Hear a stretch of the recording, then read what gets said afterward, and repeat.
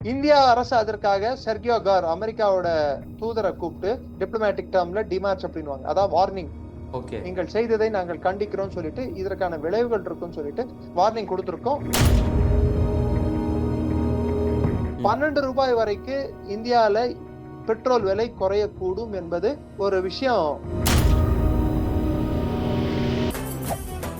மெரிபா paneer soda, I trust மெரிபா. Hormuz ஜலசந்தியை திறக்கக்கூடிய விஷயம் அவ்வளவு சுலபமா நடக்க போறது இல்ல. இஸ்ரேல் மீது ஈரான் எப்படி அழுத்தம் கொண்டு வர முடியும்னு பாத்தீங்கன்னா ஹிஸ்புல்லா மூலமாக. இன்னும் சொல்ல போனா அங்க இருக்கக்கூடிய கிறிஸ்துவர்கள் 2000க்கு மேற்பட்ட கிறிஸ்துவர்களையும் குறிப்பிட்டு ஷியா சமூகத்தை சார்ந்தவர்களையும் இஸ்ரேல் கொண்டிருக்கிறது. இந்த போரை வென்றது ஈரான் தான். இந்த போரை ராணுவ ரீதியில் தோர்த்தது அமெரிக்கா. ரெஃப்ளெக்ட் நேயர்களுக்கு வணக்கம். இன்று நாம் சந்திக்க இருக்கக்கூடிய சிறப்பு விருந்தினர் டிஃபென்ஸ் எக்ஸ்பர்ட் டாக்டர் நிரஞ்சன் அவர்கள். சார் வணக்கம். சார் வணக்கம். ஜெய்ஹிந்த். ஜெய்ஹிந்த் சார். சார், அமெரிக்கா ஈரான் இடையே அமைதி ஒப்பந்தம் கையெழுத்தாக போது நெருங்கிடுச்சு அப்படின்ற போல ட்ரம்ப் ஒரு அறிவிப்பை போடுறாரு. மற்றொரு பக்கம் பார்த்தோம்னா அனைத்து சர்வதேச பொருளாதார தடைகளையும் நீக்க வேண்டும், அப்பதான் நாங்க கையெழுத்து போடுவோம் அப்படின்ற போல மற்றொரு பக்கம் ஈரான் தெரிவிக்கிறாங்க. என்னதான் சார் ஓடுது? இப்போ ஏறக்குறைய போர் நிறுத்தப்பட்டது அப்படின்ற போல செய்திகள் வெளியாச்சு. இப்ப பார்த்தா மீண்டும் போர் மூலம் சூழல் ஏற்பட்டிருக்கேன். அது போர் முழுமையான நிறுத்தமும் எட்டவில்லை. அதுக்கண்டு போர் முழுமையான போராகவும் தொடங்கவில்லை. ஒரு இழுபறி தான் ஏற்பட்டுள்ளது. இதற்கு ஒரு முக்கியமான காரணம் ஹிஸ்புல்லா என்ற அமைப்பை ஈரான் எப்படி யூஸ் பண்ணிட்டு இருக்காங்க நம்ம எடுத்தோம்னா கொஞ்சம் பரிசீலனை செய்தால் அமர உட்கார்ந்து ஹிஸ்புல்லாவுக்கும் இந்த போருக்கும் என்ன சம்பந்தம், ஏன் ஹிஸ்புல்லா இஸ்ரேலை அடிக்கிறாங்க, என்ன லெபனானை ஏன் இஸ்ரேல் தாக்குனாங்க, கொஞ்சம் இதெல்லாம் நம்ம கொஞ்சம் ஆராய்ந்து பார்த்தோம்னா நம்மளுக்கு லிங்க் எஸ்டாப்ளிஷ் ஆகும். ஈரானோட செகண்ட் ஸ்ட்ரைக் கேப்பபிலிட்டி, அதாவது ஈரான் இஸ்ரேலை நேரடியாக தாக்குவதற்கு பதிலாக ஈரானின் தாக்குதலை இன்னொரு அமைப்பால் நடத்த முடியும், இல்லை ஒரு அமைப்பு இஸ்ரேலை தாக்க முடியும் என்றால் ஈரானின் குழுவான அவர்களால் சப்போர்ட் செய்யப்பட்ட அவர்கள் நிதி உதவி பெறும் ஹிஸ்புல்லா அமைப்பு. அதனால்தான் அஹமத் வஹீதி அப்படின்னு சொல்லிட்டு ஐஆர்ஜிசியோட குட்ஸ் ஃபோர்ஸ்னா ஐஆர்ஜிசிலேயே குட்ஸ் அமைப்புன்றது வெளிநாட்டு சார்ந்த, அதாவது மற்ற நாடுகள்ல ஈரானி ஐஆர்ஜிசி செய்யக்கூடிய பல்வேறு ஆபரேஷன்களை தலைமையேற்று நடத்தும் ஒரு தலைமையேற்று நடத்தும் ஒரு அமைப்பின் தலைவர் தான் அஹமத் வஹீதி. அந்த அமைப்பின் பேர் குட்ஸ் அப்படின்வாங்க. அவர் சொல்லி இருக்கிறது என்னடான்னா, லெபனானுக்கும் இஸ்ரேலுக்கான போர் நிறுத்தம் அது நாங்க ஏற்றுக்கொள்ளும் நிலையில் இல்லை.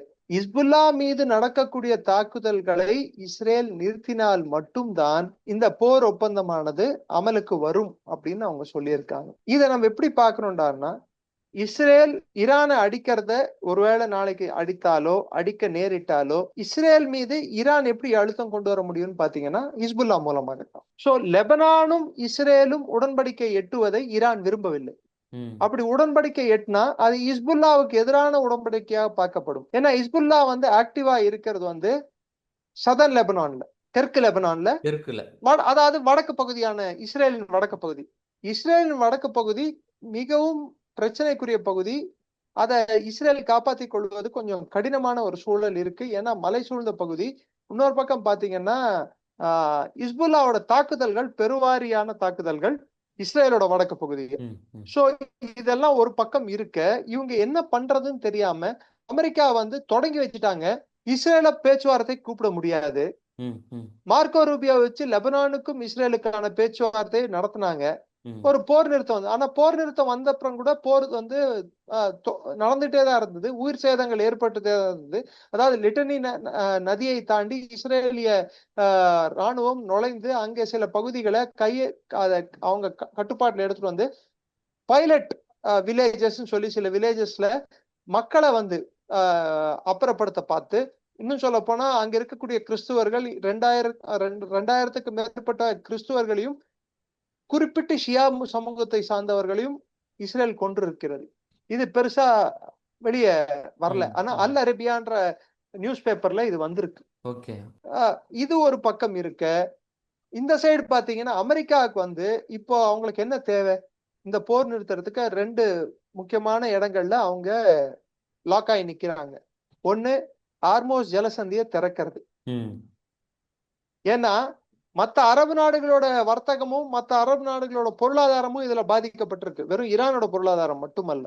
சோ அமெரிக்கா மத்த அரபு நாடுகளுக்கும் வாக்கு கொடுத்திருக்காங்கல்ல, இந்த போரை சீக்கிரம் முடிச்சிடுறோம்னு சொல்லிட்டு. ஏன்னா மத்த அரபு நாடுகளின் பாதுகாவலனாக அமெரிக்கா இருக்கிறது என்று அமெரிக்கா அவங்களே பறைசாட்டி கொண்ட விஷயம் தானே இது. நாங்க தான் உங்களை காப்பாத்துறோம், எங்களை விட்டா உங்களுக்கு வேற நாதி இல்ல அப்படின்னு சொல்லி. ஆனா அரபு நாடுகள் வந்து ஈரானை சமாளிக்கிறது பெரிய கஷ்டம். அதே சூழ்நிலையில அவங்களோட பொருளாதாரத்தை எப்படி அவங்க மீட்டெடுக்கிறது? இந்த போர்ல இருந்து பெரிய அளவுக்கு சேதத்தை சந்திச்சிருக்கு. உதாரணத்துக்கு குவெத்தார் மட்டுமே 17% அவங்களோட கேஸ் உற்பத்தி அடி வாங்கிருக்கு. ரஸ்லஃபானோட பிளான்ட் அடிச்சதுனால. சதர்ன் பார்ஸ், அதாவது கீழே இருக்கு ஒரு கேஸ் ஃபீல்டு, அதாவது ஈரான் சதர்ன் பார்ஸ் அப்படின்னுவோம். அது கீழே இருக்கிறது ரஸ்லஃபான் கேஸ் ஃபீல்டு அப்படின்வாங்க. அந்த ரஸ்லஃபான் சுத்திகரிப்பு ஆலை எல்லாத்தையும் வந்து அடிச்சதுல, ஈரான் அடிச்சதுல 17% உலக தேவைக்கான கேஸ் அங்கிருந்து உற்பத்தி செய்யிட்டு இருந்த கேஸ் முடக்கப்பட்டுள்ளது. அந்த உற்பத்தி, கத்தாரோட உற்பத்தி உலகத்துல மிகப்பெரிய உற்பத்தி, கேஸ் உற்பத்தி, அதுல 17% அஃபெக்ட் ஆயிருக்கு அவங்களோட உற்பத்தி திறன்ல. சோ ஒரு பக்கம் இப்படி இருக்க, சவுதி அரேபியாவும் பெரிய பொருளாதார சிக்கல்ல மாட்டிக்கிட்டு இருக்கு. 32% உலகத்தோட எண்ணெய் வர்த்தகம் வந்து இப்ப அடி வாங்கியிருக்கு இந்த போரால. இதனால அமெரிக்கா லாபம் அடையலாம். ஆனா எத்தனை நாள் அரபு நாடுகள் வந்து அமெரிக்காவை நம்புவாங்க? சோ இந்த போரை அமெரிக்கா முடிக்கணும்னா அவங்களுக்கு என்ன தேவை? ஒண்ணு, ஹார்மோஸ் திறக்கிறது. 2வது, ஈரான் வந்து அவங்களோட அணு ஆயுத முயற்சியை கைவிடுவது. அதாவது யுரேனியத்தை செறிவூட்டுதல் செய்வதை கைவிடுறது. கிட்டத்தட்ட 440 இருந்து 460 kgன்னு சொல்றாங்க அவங்க செறிவூட்டப்பட்ட யுரேனியத்தின் அளவு. இப்போ வந்திருக்கிற செய்தி என்னடான்னா, ஈரான் என்ன பண்ணிருக்காங்க, ஒருவேளை அமெரிக்கா உள்ள நுழைந்து அதை எடுக்க பார்க்கும்னு சொல்லிட்டு அங்க இருக்கக்கூடிய சுரங்க குழிகளை அவங்களே வந்து மூடி இருக்காங்க. குண்டுகளை வச்சு தகர்த்து பூபி டிராப் செட் பண்ணி, பூபி டிராப்ஸ்னா அங்கங்க குண்டுகளை வச்சு செட் பண்ணி அதை மூடிட்டு இருக்காங்க. அதோட நுழைவாயில்களை தகர்த்து அவங்களே க்ளோஸ் பண்ணிட்டாங்க. சோ இப்ப அமெரிக்காவுக்கு 2 சிக்கல் இருக்கு. உள்ள போய் இந்த யுரேனியத்தை வெளியே எடுக்கணும்னா முதல்ல அந்த சுரங்க குழிகள் எங்க இருக்கு, எதில் நுழைவாயில்னு கண்டுபிடிக்கிறதே இப்போ ஒரு பெரிய பிரச்சனை. கண்டுபிடிச்சாலும் அதை எக்ஸ்கவேட் பண்ணும், அதாவது அங்க இருக்கிற அந்த மூடின இடத்த வந்து திறந்து உள்ள போறது அது சும்மா அப்படி போய் அப்படி வரக்கூடிய விஷயம் இல்லை, பல நாட்கள் எடுக்கலாம். சோ யுரேனியத்தை அங்கிருந்து எடுக்கக்கூடிய ஒரு விஷயமா இப்போ அது பார்க்கப்படல. ஹார்மோஸ் ஜலசந்தியை திறக்கக்கூடிய விஷயம் வந்து அவ்வளவு சுலபமா நடக்க போறது இல்லை. ஆனா ஒரு விஷயம் தாராளமா நடக்கக்கூடும். அது என்னடான்னா, ஈரானுக்கும் அமெரிக்காவுக்கும் ஆன இந்த ஒப்பந்தம், தற்காலிக ஒப்பந்தம் இன்னும் ஒரு 60 நாளுக்கு நீடிக்க கூடும். அடிப்படை ஒப்பந்தம் சுவிட்சர்லாந்துல கையெழுத்திட்டு போர் நிறுத்தத்துக்கான ஒப்பந்தம் 60 நாளைக்கு.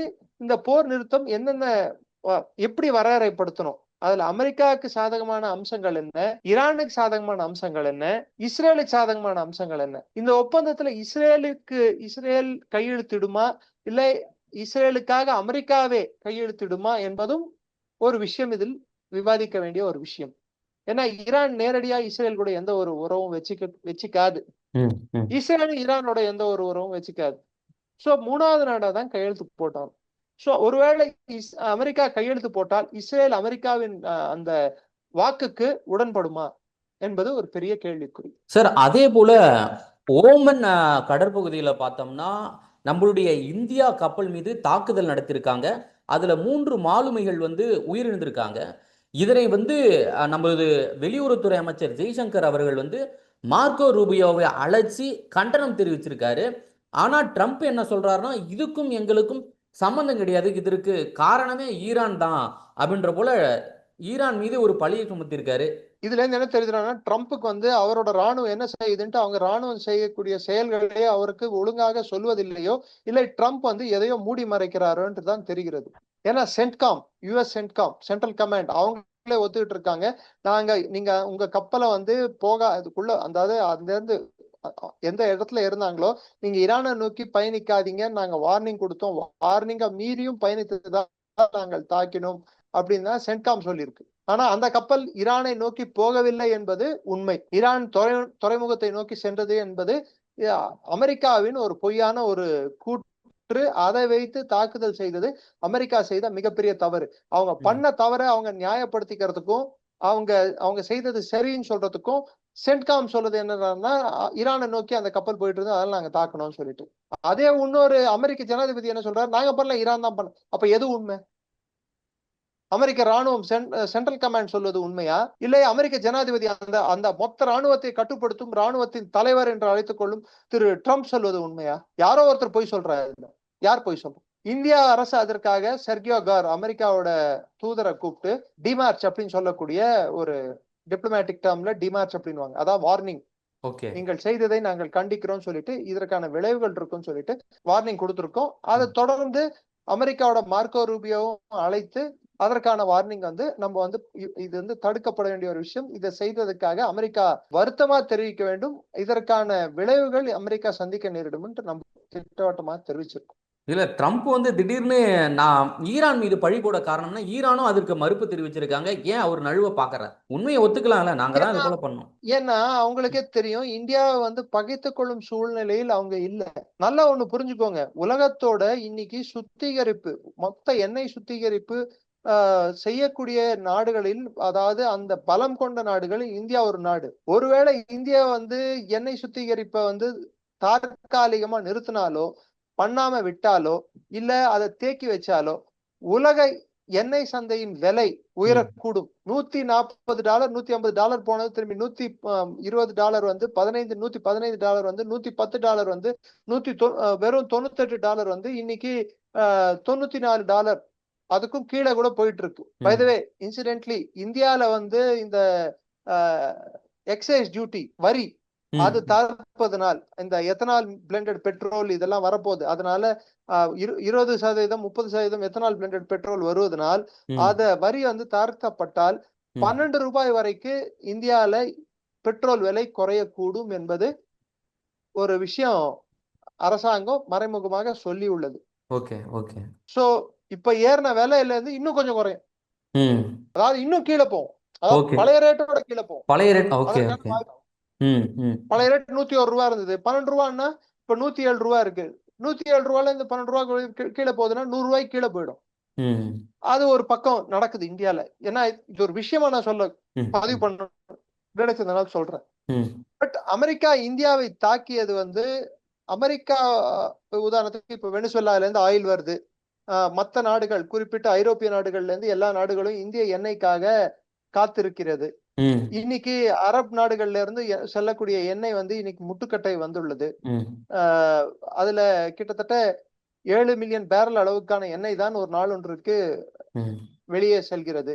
இன்னும் சொல்ல போனா ஈரானோட மொத்த எண்ணெய் உற்பத்தியை வந்து $2.5 மில்லியன் ஒரு நாளுக்கு என்ற ஒரு சதவீதத்தில் அந்த ஒரு அளவுகோல்ல இருந்து குறைந்து வெறும் 29,000 பேரல்கள் மட்டும்தான் என்று அவங்க உற்பத்தி பண்ணிட்டு இருக்காங்க.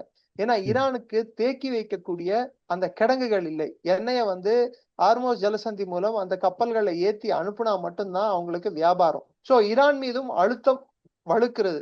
ஏன்னா ஈரானோட முக்கியமான உற்பத்தி எண்ணெய், கேஸ். சோ எண்ணெய் உற்பத்தி வந்து $2.5 மில்லியன் பேரல்ல இருந்து வெறும் 29,000 பேரல்னா கிட்டத்தட்ட 10% தான் இன்னைக்கு அவங்க எண்ணெய் உற்பத்தி இருக்கு. 90% எண்ணெய் உற்பத்தி வந்து அவங்க நிறுத்தி வச்சிருக்காங்க. அப்போ அவங்க பொருளாதாரம் எப்படி ஸ்டெபிலைஸ் ஆகும், அதாவது எப்படி சரியாகும்? அப்போ அரசாங்கத்தின் மீது அழுத்தம் அதிகரிக்குமா இல்லையா? அதனாலதான் இப்ப கசிகின்ற விஷயங்கள் என்னடான்னா ஈரானும் வந்து பேச்சுவார்த்தைக்கு தயார். இதை வந்து அவங்களோட மதகுரு அந்த கிராண்ட் கவுன்சில் இருக்கு, முஸ்தபா கமனி கிராண்ட் கவுன்சில் இருக்குல்ல, கிராண்ட் கவுன்சிலோட தலைவர் அவர் வந்து இதுக்கு ஒப்புதல் வழங்கி விட்டார் என்ற ஒரு விஷயம் கசிகிறது. அப்பாஸ் ஆராய்ச்சி வந்து சில விஷயங்களை சொல்லியிருக்காரு. இன்னும் முழுமையான ஒரு ஒப்பந்தத்தின் நாங்கள் எட்டவில்லை என்பது உண்மை. ஆனால் பல்வேறு விஷயங்களில் ஓரளவுக்கான கருத்து ஒற்றுமை இருக்கிறது. ஒப்பந்தம் கூடிய விரைவில் எட்டப்படும் அப்படின்னு தான் சொல்றாரு. இது நடுவுல ஈரான் வந்து அவர்களின் தரப்பில் இருந்து என்ன வைக்கப்பட்டனவோ, அவர்கள் தரப்பில் இருந்து எதெல்லாம் சொல்லப்பட்டனவோ அது அமெரிக்கா ஒத்துக்கொண்டுள்ளது என்று சொல்லி அவங்க ஈரான் நியூஸ் ஏஜென்சி வெளியே செய்தி விட்டது. அதை எதிர்த்து அமெரிக்காவும் குறிப்பிட்டு ட்ரம்ப்பே வந்து இதெல்லாம் வந்து நான் வன்மையா கண்டிக்கிறேன் அப்படின்னு சொல்லிட்டு சொல்லியிருக்காரு. சோ முழுமையான நம்பிக்கை ரெண்டு பேருக்கும் இன்னும் முழுமையா வரல. அமெரிக்காவை பொறுத்த வரைக்கும் இந்த போரை வந்து தொடர்வது அவர்களுக்கு சாதகமானதாக அவர்கள் கருதவில்லை. ஒரு விதத்துல அவங்க வந்து சாதகமான போராக பார்க்கிறார்கள். எந்த விதத்துலன்னு பாத்தீங்கன்னா, எண்ணெய் விலையை அவர்களால் உயர்த்த முடிஞ்சது. உலகளாவிய அளவில் $60 போயிட்டு இருந்த பேரலை இன்னைக்கு $94 வரைக்கும் அவங்க எடுத்துட்டு வந்துட்டாங்க. இதனால அமெரிக்க எண்ணெய் நிறுவனங்கள் லாபம் அடைகின்றன. அடுத்து அரபு நாடுகள்ல இருந்து எல்லா நாடுகளும் இன்னைக்கு அமெரிக்கா தான் அவங்களோட பாதுகாவலன் என்ற ஒரு பிம்பத்தை இன்னொரு முறை கட்டி அமைக்க முடிந்தது. சோ இன்னைக்கு ஈரான் கிட்ட இருந்து அவங்க தற்காத்து கொள்ள வேண்டும் என்றால் அமெரிக்கா அவர்களுக்கு தேவை. அமெரிக்கா அவர்களுக்கு தேவை என்றால் அமெரிக்க உபகரணங்கள், போர்க்கருவிகள் மற்றும் அமெரிக்க இராணுவத்தின் தேவை அவர்களுக்கு இருக்கிறது. அதற்கு அமெரிக்காவுக்கு கைமாறாக என்ன செய்யணும்? அவங்க வந்து வர்த்தகத்தை டாலர்ல தொடரணும். அப்ப டாலருக்கும் எண்ணெய்க்கும் இருக்கக்கூடிய பிணைப்பு தொடர வைப்பதற்கான ஒரு குறிக்கோள் இந்த போரில் அமெரிக்கா எட்டியுள்ளது. அந்த குறிக்கோள் என்பது மறைமுகமான குறிக்கோள் தான். அதை எட்டி இருக்காங்க. இப்ப அவங்களோட சிந்தனை எல்லாம் ஈரான் அரசை கவிழ்ப்பதோ, இல்லை ஈரானோட IRGC-யை கவிழ்ப்பதோ, இல்லை ஈரானை முழுமையாக தகர்ப்பதோ அவர்களுக்கு லாபம் அளிக்காது என்பது அவர்களின் எண்ணம். ஏன்னா அது அவ்வளவு சீக்கிரம் அடைய போறது இல்லை. இராணுவ ரீதியாக உள்ளே நுழையாமல் இப்போ நடத்தக்கூடிய போர் மூலமாக ஈரான் அரசை அழிக்க முடியாது. ஆனால் அவர்களை பலவீனப்படுத்தலாம். அவங்க பலவீனப்படுத்தி இருக்காங்க கூட. நான் உதாரணத்துக்கு எண்ணெய் உற்பத்தி எவ்வளவு தூரம் விழுந்திருக்குன்னு சொல்றேன். சோ அரசு மேல இருக்கக்கூடிய அழுத்தங்கள் அதிகமாக அந்த அரசு வந்து பேச வரும். பொருளாதார ரீதியா அவங்களுக்கு இக்கட்ல அழுத்த முடியும். சோ ஈரான் வந்து அந்த பிராந்தியத்தில் ஒரு வலிமைமிக்க நாடாக இல்லாம பாத்துக்கு அந்த பட்சத்துல அமெரிக்காவோட வலிமை அதிகரிக்கும். அரபு நாடுகள் இவர்கள் மீது கொண்டுள்ள நம்பிக்கை அதிகரிக்கும். இரண்டாவது, அங்கே உற்பத்தியாகும் எண்ணெய்க்கு ஒரே ஒரு இருக்கக்கூடிய நாணயம் டாலராக இருக்கும். பொருளாதார ரீதியில் இந்த போரின் ஒரு முக்கிய குறிக்கோளை அமெரிக்கா அடைந்துவிடும் என்பது அமெரிக்காவின் நம்பிக்கை. ஆனால் இராணுவ குறிக்கோள்களை அடைந்து விடுமா என்று பார்த்தால் ஒரு குறிக்கோளை கூட இன்னைய வரைக்கும் அவங்க அடைய முடியல. அடையவும் மாட்டாங்க. Okay sir. இந்த போரை வென்றது ஈரான் தான். இந்த போரை வந்து ராணுவ ரீதியில் தோர்த்தது அமெரிக்கா தான். அமெரிக்கா. மிக்க நன்றி சார். இணையத்தில் வந்து பல்வேறு தகவலை எங்களுடன் பகிர்ந்தமைக்கு நன்றி. ஜெயின். ஜெய்ஹிந்த் sir. Meriba Paneer Soda. I trust Meriba.